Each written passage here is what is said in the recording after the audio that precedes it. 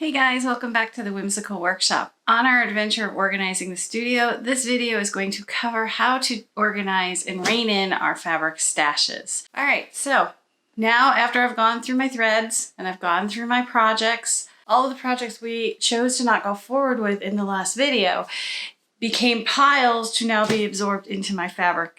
And now it's time to go through the fabric. Now, I will be honest, my fabric stash is going to be much, much smaller than most of yours, but the same steps and principles can work if you're looking at it overwhelmed and how do I tackle this job? Because trust me, even with a small stash, it's a little overwhelming for me to organize. So first thing you need to do is look at what you have. Like really get it together. If you've got fabric all over the place, try to kind of consolidate it into one spot so you can actually have an idea of how much you have. I understand if it's an entire house or an entire room, that may not be possible, in which case you might want to break it down into categories and say, I'm going to tackle this part today. And you will have to do another sort at the end when you get to the last step, but you still would be able to tackle it in a smaller, much more manageable amount of fabrics. So once you look at what you have, the next step is the important one. Look at how much storage you really have. How much storage are you willing to allot to your fabric stash? This is key because if you are like me, I get fabric all the time and I'm like kind of squirreling it away wherever there is space. And I don't really like having fabric everywhere. I do want to have it all consolidated together. So for me, my limiter about how much fabric I am willing to keep on hand is how much storage I have. And again, my storage is much smaller than yours because we are a working design studio. We do have to work with the most current fabrics most of the time to stay up with marketing for the fabric companies and our social media. So I do recycle my fabric quite a bit. But for me, I have 7 of these cubes to fill. That is all I have. If I cannot fit it in those 7 cubes, then it's time for me to donate it, part with it, give it to a friend. Fabric is really expensive, so the solution may not work for you, but if you're not going to use it, it's better to hand it off to an organization or friends who will use it. It also frees you up a little bit. If you have a little room after you go through all of this, you know what you can buy going forward. And you can also consider the 1 in, 1 out rule, which is when you buy new fabrics, you need to look at what you have, which will be easier because it'll all be together. And you have to part with something you know you're probably not going to use. Because let's be frank, how many of us have bought fabrics that look awesome in the store, you get it home, it sits in your studio for years, and you're like, I'm never going to use that fabric. That is a hard question to ask yourself because some of it you will get rid of, and a month later you'll be like, why did I get rid of that? That does happen, but that is also part of the organization system. So, bear that in mind. So once you've looked at your storage, once you've looked at your fabric, the next thing you need to do is go through your stash and pull out fabrics that are very important to you, your favorites, something you know you want to work with in the future but haven't found the right project, and make a pile of those fabrics. These are your favorites. These are the things you are not going to get rid of. You are going to keep them.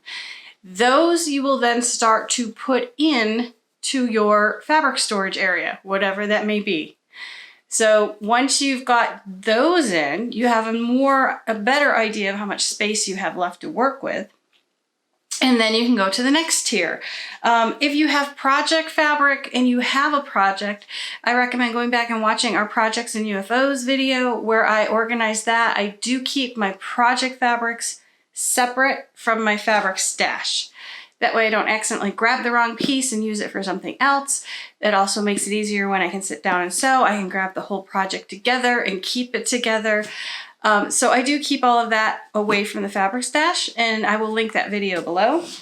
Keep your binding fabric with the project. I cannot tell you how many times I've accidentally either donated the binding fabric or I can't find the binding fabric when I go to do the project if I don't keep them together.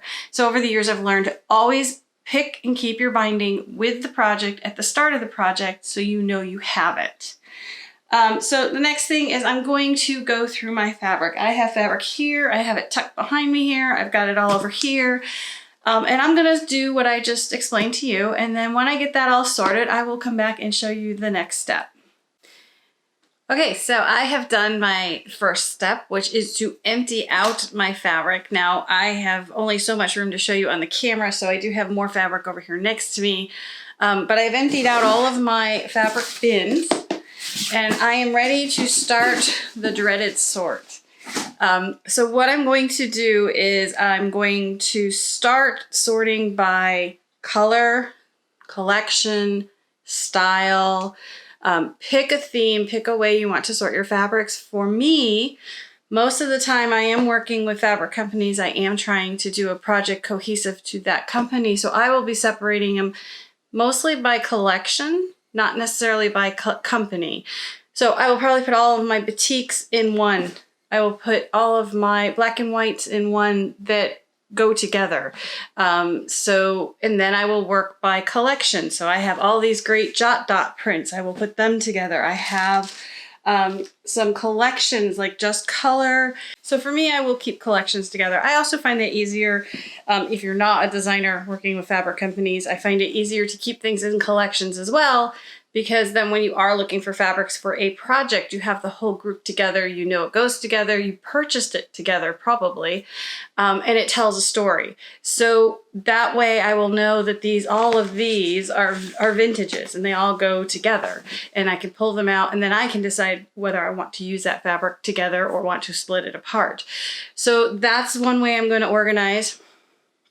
Holiday fabrics, I have some really sweet Valentine's Day fabrics or Christmas fabrics. I'll put those together because when you're going to look for a quilt to use those fabrics, you usually are very, very specific. You usually aren't mixing Christmas in with your other stuff in the middle of the year. We do mostly keep it for Christmas. I'm not saying you don't, because scrappy quilts happen and you might need a splash of Christmas in there. So that will be my next step, is to sort this huge pile, which I know is much smaller than yours. But I also have had fabric stashes 3 or 4 times now throughout my 20-year career, and I have downsized. And I've said, okay, I'm not going to keep a stash, because what happens is you keep the fabric around, the colors kind of get dated, the pattern and the style gets dated. It's really hard to believe, because it happens so subtly over years, how much they can date. And sometimes, like, I still love bright novelties. I've always loved them. I will never stop loving them. So for me to part with bright novelties is a little bit harder than, say, something more of a commercial print that's more sophisticated. These fit a certain niche for me, but it's not a niche I use all the time. So if I don't have room, this is probably going to go way faster than, say, my novelties or my Valentine's Day fabrics. So that's the next question. How am I going to sort and organize my fabric for me, which is going to be different than for you? So write down a list. Write down a list of what you usually are looking for projects. So are you going to be doing a lot of batik quilts where you need to take the batiks and break them down by color and style? Or do you have just a little bit of batiks and they can be considered a collection and put them all together? Do you have a ton of black and whites? Then you want to go through your black and whites and say, these are my novelty black and whites, these are my graphic black and whites, these are my more florally black and whites. So you can see where I'm going here. So you're going to first break down your major categories of fabric you purchase: novelties, holiday, black and white, batiks, 30s prints, flannels. And then the last grouping is backings. Because I had all those projects and I but I am consolidating the projects into my fabric stash, I have a bunch of yardage that is cut specifically for backings. These, unless I'm going to use them, I love them enough that I would cut them up into a project. If they're only going to be used for backing, these guys will go in their own separate bin, so that when I finish a quilt top and I need a backing, I can just go through that bin and say, okay, I have a backing that will work. So that's the other category. So I don't know about you, but I got a lot of sorting to do. So I'm going to go ahead and get sorting, and then I'll come back and show you how we're going to put them all together in our bins. As you can see, I've made some progress with organizing and storing my fabrics. Over here, these 2 bins are all basics. I pulled all of my basics out unless it was with an assigned group or collection. And I put them in these 2 bins. Obviously, if your collection's bigger, you're going to have more. But this is a way for me, anytime I do a project, I can go to the bin and I can pull one out and use it. And I know they're all together. Over here we have all of the batiks that I have. I used to have shelves and shelves and shelves of them, and these are down to just some basic ones. But again, same idea, all the batiks are together. And then you'll notice this one here in front, the fabrics are not rolled, they're folded. These are my quilt backs. These are yardages of 4, 5, 6, 7, 8 yards. And they're all in one spot, so when I do a project that doesn't have a backing with it, I haven't bought a backing with it, I can come over here and see, well, what do I have to work with for backings? I do not roll my backings because they'd be huge. I mean, you can see here, this yellow one, I think it's like a 3-yard cut, and you can see how much it is just a big old chunk. It takes up a lot more space. So I kept these folded and I put them on end so I can see them, and instead of stacking them this way, I stack them sideways. That way I can look in there and see what I've got. Now, let me move this out of the way and show you why we roll the fabric. So I used to keep everything like this, folded, and stack it.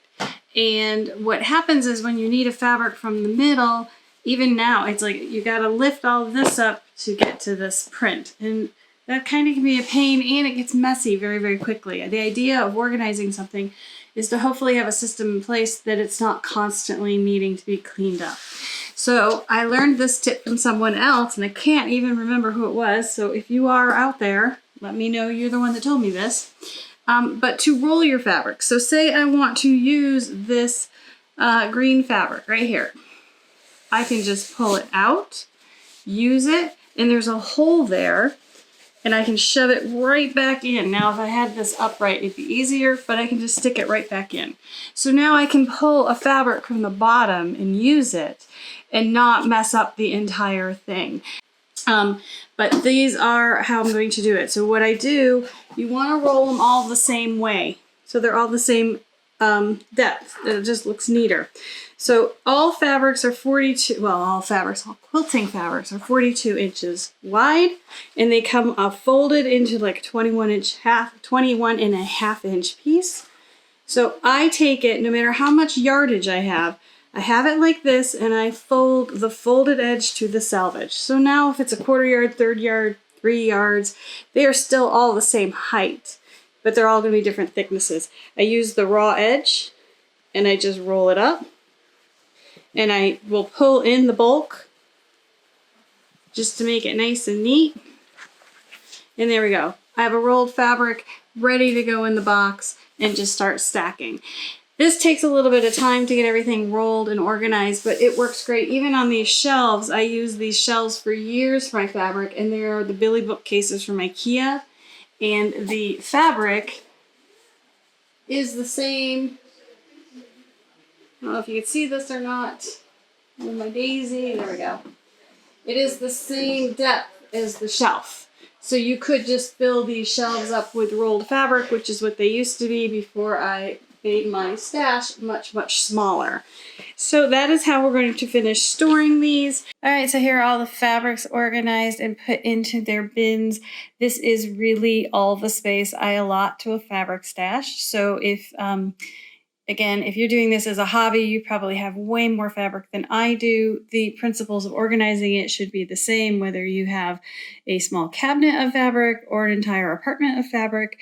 So now that you've seen my stash and where I keep it and how it's all organized, I hope that my tips and tricks on organizing it will help you with your own stash, or if you just wanted to watch someone clean out their stash, I hope you've enjoyed the video. As you can see, by rolling the fabric, I can get a lot of fabric in a little bit of space. It is a way I've been storing my fabric for years and years and years. It's never let me down, so I will probably continue until someone comes up with a better idea for me. But now that it's organized, I've written down all the collections I have that I want to do something with, and I've got all my projects in order that you saw in the last video, and we've got all our threads in order. So the only thing left to really organize in our studio right now are our rulers. So stay tuned for that video to come. It is going to be a fun job to tackle because I have a lot of rulers, but I'd like to get through the rulers so that we can do videos on all these different rulers. So if you like that idea and you're excited to see some ruler demos and videos, make sure you leave a comment below. And as always, thanks for watching.